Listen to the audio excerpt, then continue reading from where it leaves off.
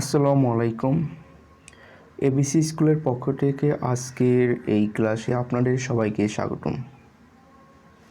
আজকে আমি আলোচনা করব ক্লাস 5 এর unit 7 be healthy. Be healthy এর যে ডায়লগটা আছে এই ডায়লগটা আমি গত ক্লাসে পড়ছি এবং এই যে কোশ্চেনগুলো আছে সেই কোশ্চেনগুলো অ্যান্সারও আমি করে দিছি। আজকে আমি আলোচনা করব ডি নাম্বার নিয়ে। ডি নাম্বার বলা হয়েছে write a short composition about a healthy meal you eat, use the following words. মানে নিম্নলিখিত যে ওয়ার্ডগুলো আছে সেই ওয়ার্ডগুলো দিয়ে আ হেলদি মিল, একটি হেলদি মিল, সুস্বাদু বা সুস্বাস্থ্য খাবার, মানে হেলদি মিল নিয়ে সম্পর্কে একটি কম্পোজিশন লেখো। শর্ট কম্পোজিশন, একটি সংক্ষিপ্ত কম্পোজিশন লিখতে বলছে। নিজের যে কয়েকটা ওয়ার্ড দেওয়া আছে, ভেজিটেবল দেওয়া আছে, ল্যাটিস দেওয়া আছে, ফুড দেওয়া আছে, হেলদি দেওয়া আছে, ডায়েরি দেওয়া আছে, আনহেলদি অয়েল, এইগুলো ওয়ার্ডগুলো দিয়ে, এই সবগুলো ওয়ার্ড দিয়ে আমাদের একটি শর্ট কম্পোজিশন লিখতে হবে। আমি সেই শর্ট কম্পোজিশন লিখে রাখছি, সেখান থেকে আমি আপনাদের নোটটা দেখে দেবো। আশা করি সেই নোটটি আপনারা নোট করে নেবেন। এটি হলো সেই শর্ট কম্পোজিশন আর হেলদি মিল। হেলদি মিল সম্পর্কে আমি শর্ট কম্পোজিশন লিখে দিচ্ছি, এটি চাইলে আপনারা নোট করে আপনাদের ক্লাসে উপস্থাপন করতে পারেন। অন লাস্ট ডে ফ্রাইডে, গত শুক্রবার, I had a healthy breakfast, আমরা একটি হেলদি ব্রেকফাস্ট করেছি।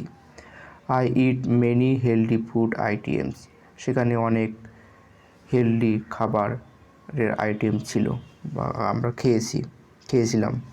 দেয়ার were vegetable like cucumbers, carrots, lettuce and tomatoes, সেখানে ভেজিটেবল বা শাকসবজি ছিল যেমন cucumbers, carrot, lettuce and tomatoes. I also add fruits like mango, guava and pineapples, আমরা আম, পেয়ারা এবং আনারসের মতন ফল খেয়েছিলাম। I also eat dairy product like butter, milk, card. Beside, I eat lentils, but no unhealthy oily food was there in the meal.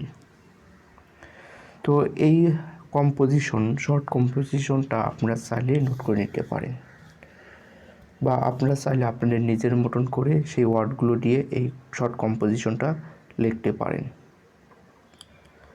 তো এরপরে যে নাম্বার আছে অ্যাডভার্ব ল্যাঙ্গুয়েজ ফোকাস, এখানে বলা হয়েছে যে adverb say how an action is done, the adverb usually comes after the verb, মানে ভার্বের পর সাধারণত অ্যাডভার্বটি ভার্বের পরে বসে এবং অ্যাডভার্ব দ্বারা সাধারণত অ্যাডভার্ব শুধু কীভাবে কাজটা সম্পূর্ণ হয় ঠিক সেটাই বলে।